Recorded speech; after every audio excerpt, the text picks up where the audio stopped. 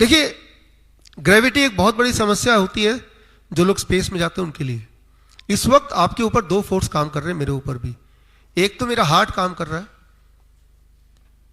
Blood को ऊपर खींच रहा है, और ग्रेविटी काम कर रहा है, ब्लड को नीचे खींच रहा है। बैलेंस बना हुआ है। अचानक ग्रेविटी हटा दें तो क्या होगा? हार्ट तो ब्लड को ऊपर खींचेगा, पर नीचे खींचने के लिए कुछ है ही नहीं। तो धीरे धीरे क्या होगा? आपका ब्लड ऊपर आने लगेगा, आपका ब्लड ऊपर इकट्ठा हो जाएगा, और जब ऊपर इकट्ठा होने लगेगा तब क्या होगा?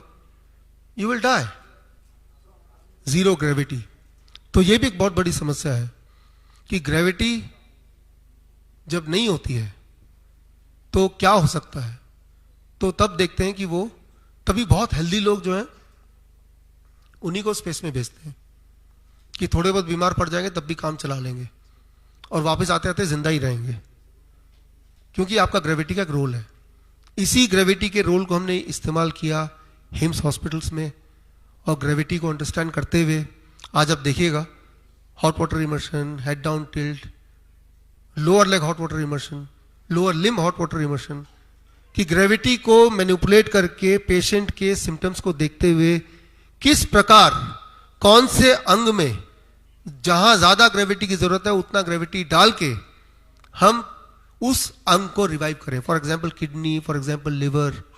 ये हमने देखा, ये आपने देखा। Gravity can work as a medicine. Space में ग्रेविटी के ऊपर बहुत सारे काम हुए हैं।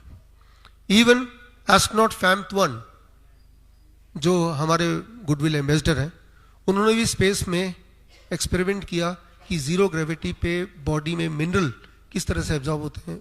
तो इस तरह के कुछ एक्सपेरिमेंट उन्होंने भी किए। तो ये सारे इंटरेस्टिंग एक्सपेरिमेंट हैं जो आप चाहें तो देख सकते हैं।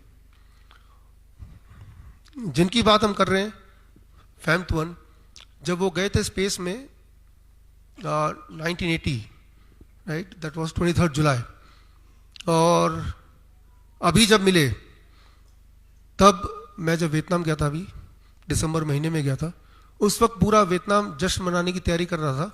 उनके 50 साल पूरे हो रहे थे जब उन्होंने क्रिसमस बॉम्बिंग की थी 1972 में। 1972 क्रिसमस के आसपास उन्होंने बॉम्बिंग की थी। वो एक ऐतिहासिक बॉम्बिंग था जिसके बाद वियतनाम वॉर थम गया, और फिर जो भी आज शक्ल वियतनाम की देख रहे हैं उसमें उनका कंट्रीब्यूशन है। तो उनके लिए मैं बोला कि आप हमारे गुडविल एम्बेसडर बन जाओ तो हमारे लिए थोड़ा आसान हो जाएगा। उन्होंने पूछा क्यों? मैंने काफ़ी सारे तर्क दिए। खैर उन तर्क से मेरा काम चल गया, तभी उन्होंने साइन करके दे दिया। और अगर काम नहीं चलता तो एक तर्क अभी भी था मेरे पास कि वो उसी दिन फ्लाइट स्पेस पे गए थे जिस दिन 23 जुलाई, मेरा जन्मदिन भी 23 जुलाई है, राइट, ईयर सेम नहीं है, राइट। वो 23 जुलाई 1980 और मेरा इस साल 50 साल हो जाएगा, आप लगा लीजिए, राइट। फिलहाल उनका जो स्पेस सफ़र है उसका छोटा सा वीडियो मैं आपको दिखाता हूँ। वो वीडियो दिखाना इसलिए ज़रूरी है क्योंकि आज हम स्पेस की बहुत सारी बात कर रहे हैं, तो हमारा दिमाग क्या करता है, एंकर करता है, जिससे हमारा दिमाग सारी चीज़ों को याद रखता है। तो मैं ऐसा मानता हूँ कि ये वीडियो आपको एंकर करेगा, और आज जितनी सारी बातें अभी तक सीखी है वो आपके याद रहने में ज़्यादा आसानी होगी।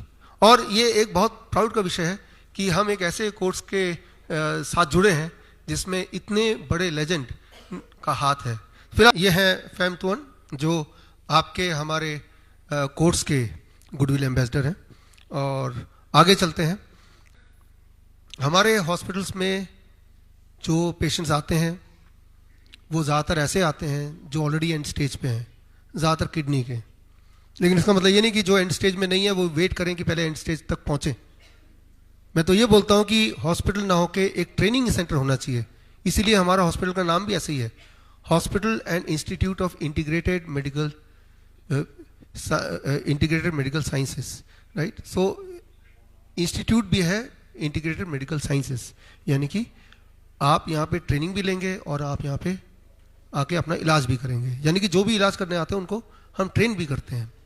ख़ास तौर पे ऐसे लोग जो बहुत बीमार नहीं हैं उनको 7 दिन, 10 दिन, 20 दिन रहने की जरूरत नहीं है। हम बोलते हैं be with me only for 72 hours.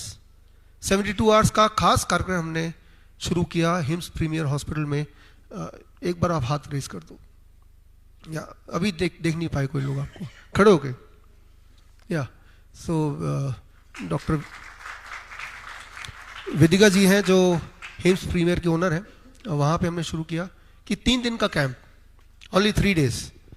और ऐसे पेशेंट जो डायबिटीज़ के पेशेंट हैं, हार्ट के पेशेंट हैं, बीपी के पेशेंट हैं, जिनको नींद नहीं आती खास तौर पे, जिनको बॉडी में पूरे दिन दर्द रहता है, फाइब्रोमाइल्जिया के पेशेंट, पार्किंसन के patients, stay with us for 3 days. उन 3 दिन में हमने सिर्फ एक ही काम किया, उनके बॉडी क्लॉक को ठीक करने की कोशिश की। वो कैसे? वही सारे फैक्टर्स जो मैंने आपको बताए, ये उनमें से कुछ है। तो 3 दिन तो हमारे कंट्रोल में है वो पूरे। और ये देखा गया कि जैसे जैसे जैसे दिन बीतता गया, उनकी ब्लड शुगर की दवाई, ब्लड प्रेशर की दवाई, उनकी इंसुलिन, इनको टेपर करने की टीम अलग से थी, तो वो टेपर करना जरूरी हो गया, छुड़वाना जरूरी हो गया। पेन किलर की जरूरत खत्म होने लगी। तो just by changing certain rules of the life, जब आप हमारे कंट्रोल में रहते हैं तो हमारे लिए आसान रहता है सारा एनवायरनमेंट चेंज करना। यही सारी चीज़ अगर आप घर पे करना चाहेंगे, हो सकता है घर में ही कई सारे लोगों का ऑपोजिशन मिले। मकसद ये है कि किस तरह से हम छोटे छोटे बदलाव करें, और ताकि जो दवाइयों पे आपकी निर्भरता है सालों साल से, वो इस तरह ख़त्म करें कि बॉडी वो दवाई बनाने लगे।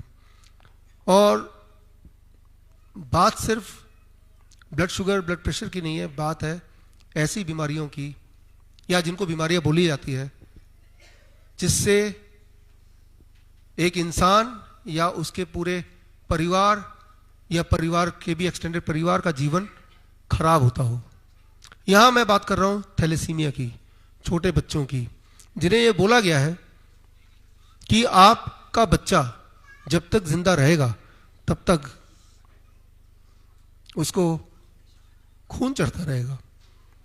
तो खैर, एक पल के लिए अगर आप सोचें कि वो बच्चा आपका है तो कितनी दुख की बात है। जबकि सच बात यह है कि अगर उस बच्चे के लाइफस्टाइल में कुछ बदलाव किए जाए तो बच्चे को कभी भी खून नहीं चढ़ेगा। और ऐसा कर दिखाया डॉक्टर नमिता ने।